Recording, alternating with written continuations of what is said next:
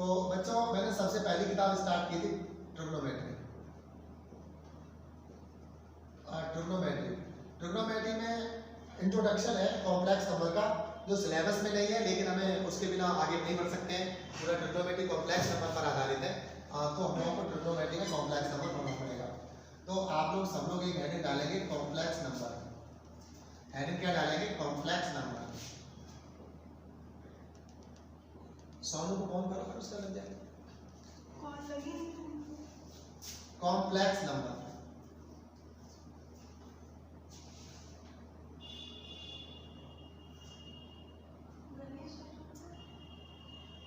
आज शिवानी हमें लग रहा पहली बार पढ़ रही है, तो मैं आपको बताऊंगा एक रियल नंबर होता है, एक मैंने क्या बताया था, रियल नंबर्स। कॉम्प्लेक्स नंबर से पहले हमको क्या पढ़ना पड़ेगा, रियल नंबर्स क्या होते हैं। तो इसमें मैंने बताया था कि if x square greater than or equal to 0, if x square greater than or equal to 0, then x is called real number. x is called real number. x is called real number. Shivani की एक definition होती है real number की। उसमें क्या होता है कि अगर किसी भी नंबर का वर्ग कर दिया जाए, स्क्वायर कर दिया जाए, किसी भी नंबर का अगर स्क्वायर कर दिया जाए, तो x स्क्वायर नहीं, तो ये x जो है, अगर x square greater equal to 0 है, तो ये x रियल नंबर कहलाता है। तो x क्या कहलाता है? रियल नंबर कहलाता है। ये नोट कर लीजिए। जिन लोगों ने मैंने इसको कई तरीके से लिखवाया जा सकता है। देखिएगा आपकी एक लैंग्वेज होती है, उसे किसी तरीके से, कभी कंडीशन पहले लिख दी, इसको बाद बता दिया, या ये पहले कह दिया ये x रियल होगा, ये जैसा है। तो ये स्टेटमेंट के और देन होते हैं ना डेफिनेशन के, तो इसको देन में कन्वर्ट कर सकते हो और देन को इसमें, क्योंकि डेफिनेशन के जो स्टेटमेंट होते हैं वो कन्वर्ट होते हैं। स्टेटमेंट आप समझोगे धीरे धीरे, और आगे चल करके आप मेरे अच्छे स्टूडेंट बनने की कोशिश करोगे। रियल नंबर का डेफिनेशन है if x square greater equal to 0 then x is called real number. देखिएगा मैंने कहा any number x which satisfies the condition x square equal to 0 then x is called real number. कोई भी number अगर इस condition को satisfied करता है, कोई भी नंबर यदि इस कंडीशन को सेटिस्फाइड करता है, तो वो क्या कहलाता है? रियल नंबर कहलाता है। आप ये लिख लिया था, मैं मिटा देता हूँ इसको। लिख लिया था, थोड़ी बहुत कम समय के लिए माइक ऑन करके बता दिया करो यस नो, धीरे धीरे हैबिट में आ जाएगा। कॉम्प्लेक्स नंबर क्या होता है? इसमें लिखेंगे इफ, कॉम्प्लेक्स नंबर लिखिएगा if x, y belongs to real number and under root minus 1 equal to I, then the number of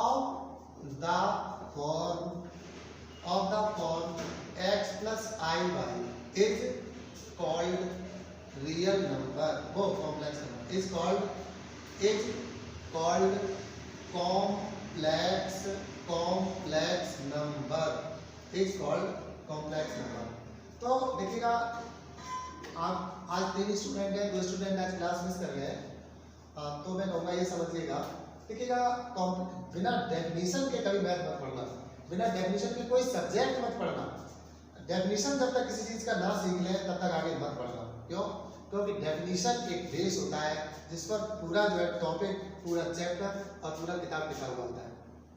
तो आप लोग जो है क्या करेंगे कि डेफिनेशन को कभी नहीं छोड़ना है। कॉम्प्लेक्स नंबर, कुछ बच्चे कहते हैं साहब डेफिनेशन क्या होता है? तो डेफिनेशन क्या होता है? अगर कोई स्टेटमेंट है और इस स्टेटमेंट में is called, is said to be, is defined as, इस तरीके का अगर वर्ड यूज किया गया है, क्या यूज किया गया है?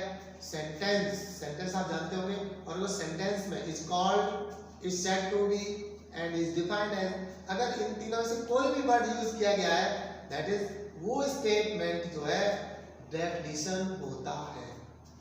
और डेफिनेशन में हमेशा 2 स्टेटमेंट होते हैं, इफ और देन। एक होता है और एक देन होता है। तो देखिएगा यहाँ पर एक इफ आया है और एक देन आया है। इफ ये स्टेटमेंट है और देन ये स्टेटमेंट है। जब भी आप कोई भी डेफिनेशन पढ़ोगे तो बिना इफ और देन के कभी भी वो डेफिनेशन कंप्लीट नहीं होता। इफ का मतलब, और डेफिनेशन में, डेफिनेशन क्या होता है? डेफिनेशन में कन्वर्स ट्रू होता है। अगर देन ट्रू है तो इफ ट्रू होगा, अगर इफ ट्रू है तो देन ट्रू होगा। ठीक है ना। एक ये ट्रू और फॉल्स की मैं बात बता दूं। ट्रू क्या होता है, जैसे एक स्टेटमेंट होता है P implies Q, तो इसमें केवल अगर P सत्य है तो Q सत्य होगा। If P is true then Q is true। लेकिन यहाँ कन्वर्स ट्रू नॉट नेसेसरली, यहाँ पर ये जरूरी नहीं है कि अगर Q सत्य है तो P सत्य होगा। लेकिन अगर एक स्टेटमेंट ऐसे है P implies and implies by Q, इसे implies पढ़ा जाता है, इसे implies and implies by पढ़ा जाता है। इसे implies and is implies by, इसे क्या पढ़ा जाता है, implies। और इसे क्या पढ़ा जाता है, ये आपका एक सिंबल होता है, इधर से भी एरो लगा होता है और इधर से भी एरो लगा होता है। ये पढ़ा जाता है implies और ये पढ़ा जाता है implies and is implies by। इसका मतलब होता है कि if P is true then Q is true, उल्टा if Q is true then P is true। लेकिन यहाँ पर होता है if P is true then Q is true, converse not necessarily true.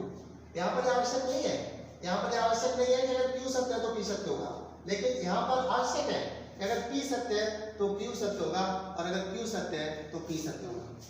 तो जो डेफिनेशन के स्टेटमेंट होते हैं वो इस कंडीशन को फॉलो करते हैं, बट जो थ्योरम के स्टेटमेंट होते हैं वो इसको फॉलो करते हैं। इसका मतलब होता है इफ, इसका मतलब होता है इफ, और इसका मतलब होता है इफ एंड ओनली इफ। अच्छा, डेफिनेशन के स्टेटमेंट हमेशा इफ एंड ओनली इफ होते हैं और थ्योरम्स के जो डेफिनेशन होते हैं वो आपके इफ भी हो सकते हैं और इफ एंड ओनली भी हो सकते हैं। अर्थात थ्योरम के अकॉर्डिंग होता है। अगर थ्योरम में इफ एंड ओनली भी यूज किया गया है, यदि थ्योरम में इफ एंड ओनली भी यूज किया गया है तो इसका मतलब है कि उस थ्योरम का स्टेटमेंट का कन्वर्स ट्रू है। और अगर कन्वर्स सिर्फ और सिर्फ इफ यूज किया गया है, इसका मतलब है converse is not necessarily true, converse is not necessarily true. कब? अगर केवल इम्प्लाइज यूज किया गया है तो। ये अलजेब्रा की बात है, बहुत इंपॉर्टेंट है, सीखना पड़ेगा। हमारे स्टूडेंट हमसे पूछते हैं कि सर इफ कब यूज होगा और इफ एंड ओनली कब यूज होगा, ये जो है कन्वर्स कब होता है और कन्वर्स ट्रू कब नहीं होता है। तो देखिएगा, अगर स्टेटमेंट ओनली इम्प्लाइज है, स्टेटमेंट अगर आपका ओनली इफ यूज किया गया है, स्टेटमेंट में अगर इफ यूज किया गया तो देन जरूर यूज किया गया होगा। और अगर स्टेटमेंट में देन नहीं यूज किया गया है, इसका मतलब वो statement if and only if है। तो जहाँ statement if and only if होता है वहां पर कन्वर्स ट्रू होता है, और जहां पर केवल और केवल इम्प्लाइज होता है, स्टेटमेंट में इफ और देन यूज किया गया होता है, वहां पर कन्वर्स ट्रू आवश्यक नहीं है। अर्थात कन्वर्स ट्रू हो भी सकता है और नहीं भी हो सकता है। उम्मीद करता हूँ ये मेरी बात समझ में आ गई होगी। तो डेफिनेशन के जो स्टेटमेंट होते हैं वो उनके कन्वर्स ट्रू होते हैं, और ये बात बहुत इंपॉर्टेंट है, आपको याद होगी कि अगर इम्प्लाइज, अगर आप चाहें तो लिख लें, इम्प्लाइज का मतलब इफ होता है और इम्प्लाइज बाई का मतलब इफ एंड ओनली इफ होता है। यहाँ पर कन्वर्स ट्रू होता है, यहाँ पर कन्वर्स ट्रू आवश्यक नहीं है। अब आगे ये आगे लिखिएगा real part of complex number. नहीं, इसमें स्टेटमेंट छूट गया था, complex number is denoted by छूट गया था। Complex number is denoted by, आप लिखिए, आप लोग सब लोग लिखेंगे complex number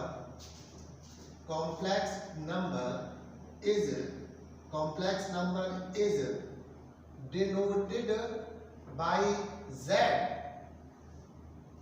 that is z बराबर x प्लस i बाई, ये कॉम्प्लेक्स नंबर होता है।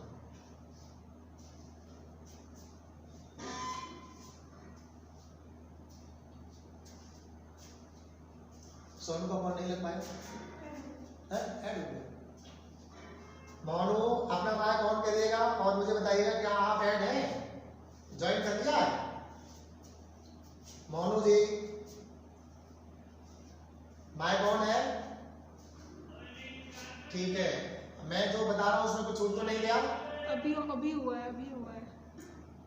अभी बैठे हो तो आप इतना नोट कर लीजिएगा, ये z बराबर x प्लस आई बाई, और यहाँ लिख दीजिएगा कॉम्प्लेक्स नंबर।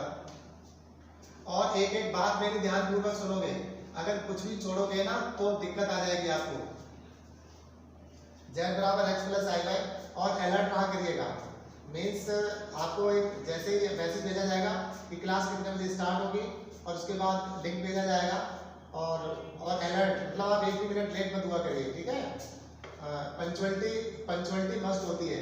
यदि आप पंचुअल नहीं है, दैट इज आप अच्छे स्टूडेंट नहीं है। हाँ, इसके बाद आता है real part of complex number. क्या आता है? Real part of complex number. Audio off कर रियल पार्ट, ऑडियो ऑफ कर लीजिए। Real part of complex number, real part of complex number. अगला टॉपिक है real part of complex number. इसमें लिखेंगे if complex number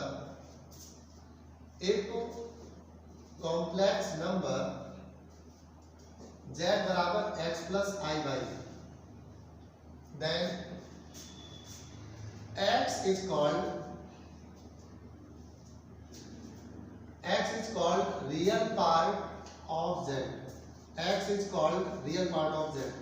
x is called real part of z। तो ये definition हो गई कि real part of complex number क्या होता है। तो अगर कोई कॉम्प्लेक्स नंबर z बराबर x प्लस आई है, तो इसमें ये वाला जो पार्ट होता है, ये वाला पार्ट, ये x, इस x को रियल पार्ट ऑफ z कहा जाता है।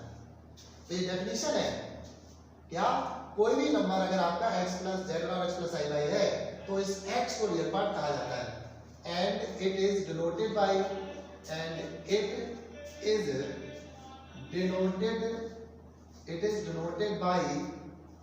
R, E और Z। इसे आपको नोट करना पड़ेगा।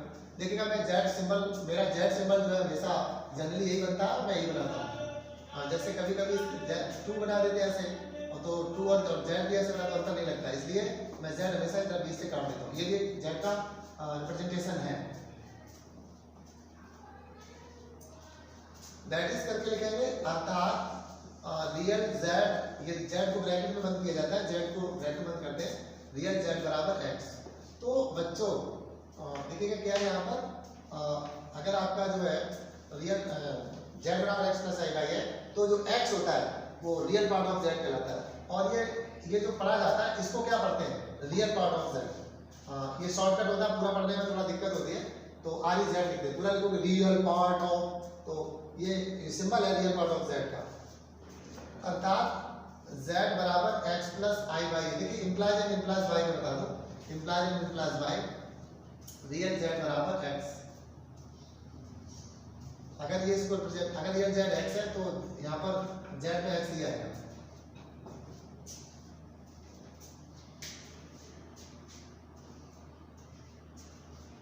यहाँ पर थोड़ा सा कर, केवल इंप्लाइज करता है। फॉर एग्जाम्पल देखिए z बराबर -2 प्लस 3i है, तो कोई बता सकता है इसका रियल z कितना होगा? यह देखो, देन एक स्टूडेंट कोई जिसको आता हो बताइए।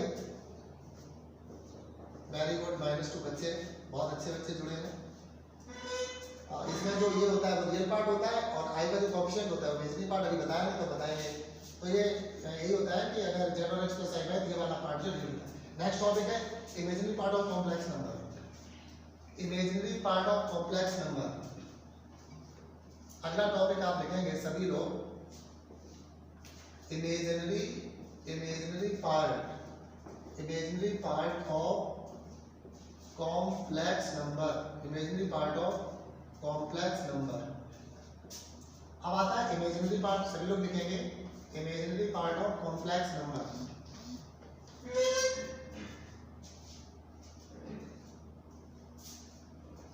Imaginary part of complex number,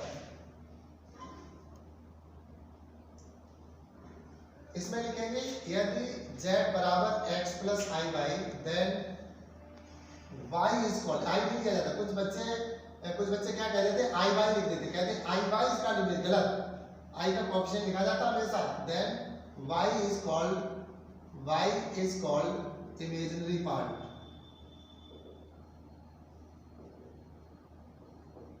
Imaginary part of z, and it is denoted by INZ। इसका ये सिंबल होता है INZ।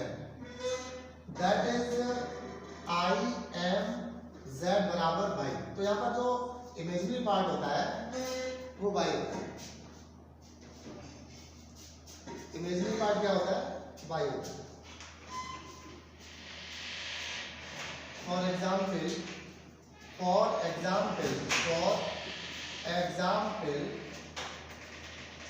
बच्चों, अगर z बराबर यही ले लें -2 + 3i, देन इमेजिनरी z बराबर 3, i नहीं आता। i जो बच्चे i सीखा है अगर लिखते हैं तो गलत है, केवल i का कोएफिशिएंट लिया जाता है।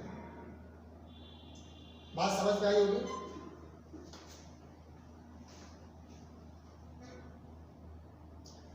इसके बाद आता है मॉडुलस ऑफ कॉम्प्लेक्स नंबर। क्या आता है? Modulus of complex number.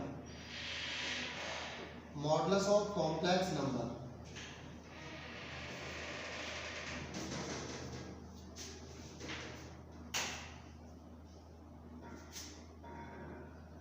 If z बराबर x + iy, then modulus of z is, then modulus of z is denoted by, modulus of z is denoted by,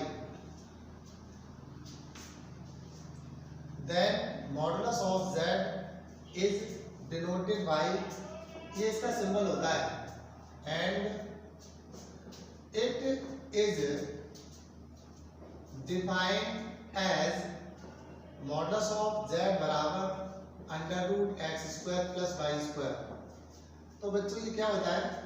square of real part plus square of imaginary part. क्या होता है? Square of real part plus square of imaginary part.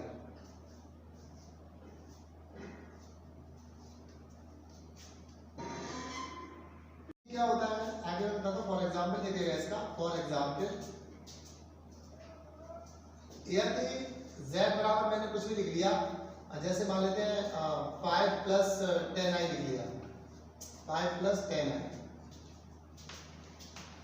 इसका comparison हम लोग जो है x + iy से करेंगे, अर्थात x बराबर हो जाएगा 5 और y बराबर हो जाएगा 10, और इसका ये इसमें डाल देंगे। इसलिए मॉडुलस ऑफ z बराबर √5 का स्क्वायर + 10 का स्क्वायर।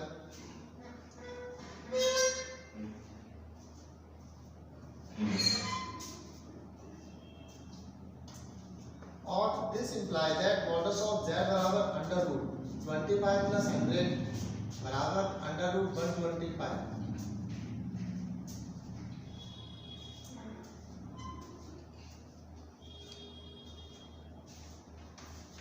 इसे आप क्या लिखेंगे? इसे लिखेंगे 5 × 5 × 5। यहाँ से स्क्वायर बाहर आ जाएगा स्क्वायर रूट में, तो 5 √5 क्या आ जाएगा? 5 and √5। तो मैं समझता हूँ आपको मॉडुलस ऑफ समझना चाहिए।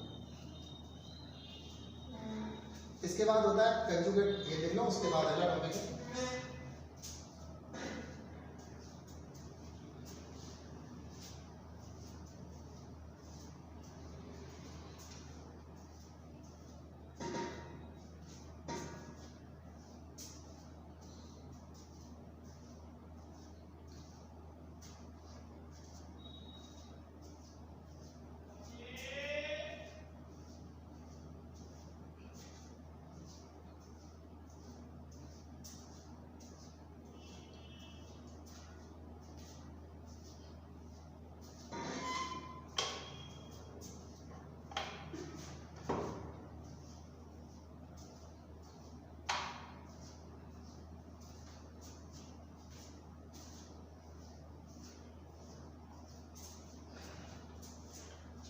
अगला है कंजुगेट। अगला टॉपिक है conjugate of complex number. Conjugate of complex number. अगला होता है conjugate of complex number. Conjugate of complex number.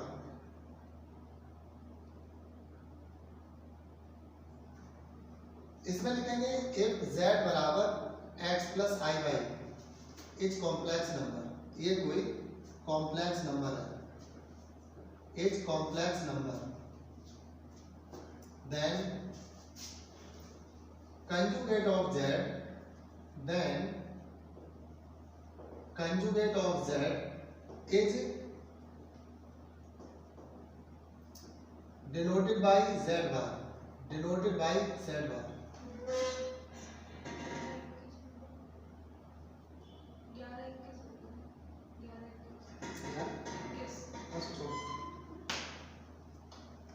थोड़ा पढ़ा देना तो इंट्रोडक्शन चलता रहा.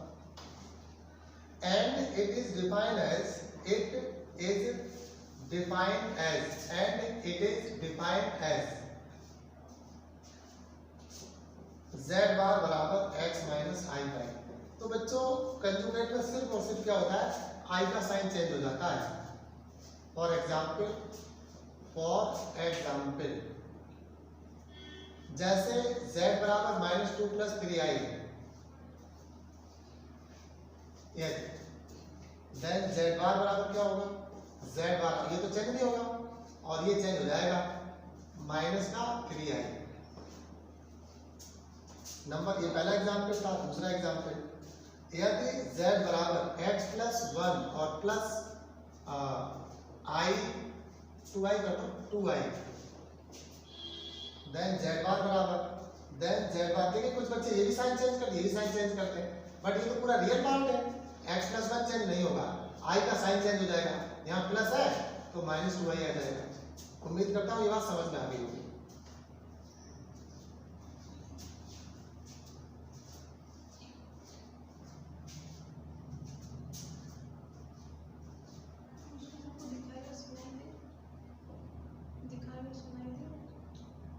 आवाज नहीं, तो बच्चे कहते हैं अपने आप.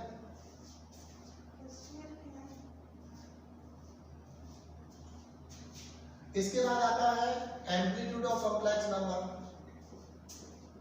Amplitude of complex number. अगला आता है, अगला टॉपिक है एम्पलीट्यूड ऑफ कॉम्प्लेक्स नंबर. और इसका एक दूसरा नाम और है, और इसका नाम होता है argument. Argument of complex number. Amplitude और आर्गुमेंट एक ही बात होती है.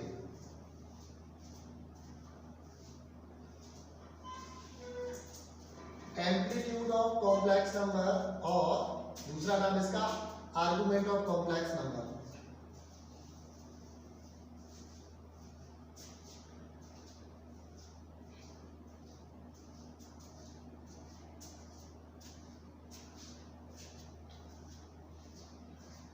एम्पलीट्यूड ऑफ कॉम्प्लेक्स नंबर और argument of complex number.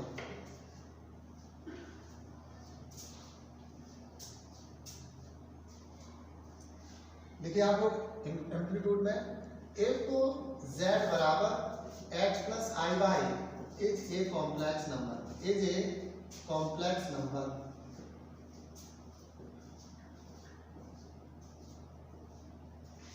If z बराबर x plus i y is a complex number, is a complex number, then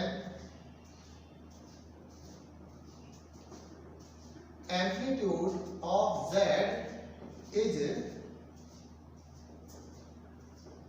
denoted by AMPZ, और इसमें आगे बढ़ते जाइएगा, और आर्गुमेंट ARGZ और थीटा, और थीटा, ये थीटा भी है.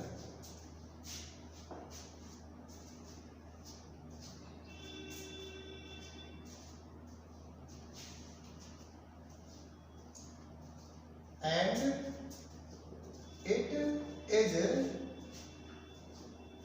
defined as, and it is defined as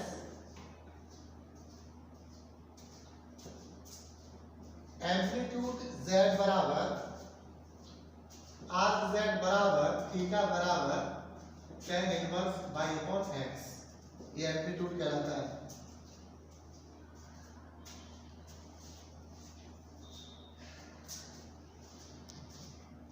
मैं एक रिक्वेस्ट करूंगा आप लोगों से कि आप लोगों को जितनी डेफिनेशन रोज दिखाई जाती है आप लोग याद करते रहेंगे, और अगर आपने डेफिनेशन याद नहीं की तो फिर वही बात आ जाएगी कि कॉन्सेप्ट बेस्ड जो है वो आपका कमज़ोर हो जाएगा और आप प्रॉब्लम्स को सही तरीके से समझ नहीं पाओगे।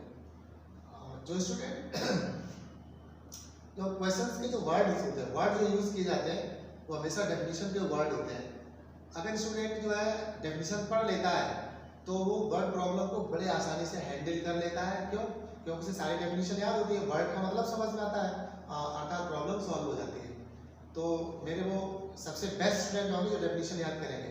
आज मैंने आपको कॉम्प्लेक्स नंबर का डेफिनेशन बताया, मैंने आपको real part of complex number बताया, मैंने आपको imaginary part of complex number बताया, मैंने आपको मॉडुलस ऑफ कॉम्प्लेक्स नंबर बताया, मैंने आपको एम्पलीट्यूड ऑफ कॉम्प्लेक्स नंबर बताया। और अभी मैं बहुत स्लो पढ़ा रहा हूँ क्योंकि अभी बहुत कम बच्चे हैं, आपकी क्लास ठीक ठाक होती है और अभी एडमिशन भी नहीं हो पा रहे हैं, तो इसलिए अभी हम लोग स्लो पढ़ेंगे और जब तक सही बैच नहीं हो जाता तब तक स्लो पढ़ते हैं। इस तरह से आज की सेवा ही समाप्त होती है और आगे का जो भी है कल बताया जाएगा।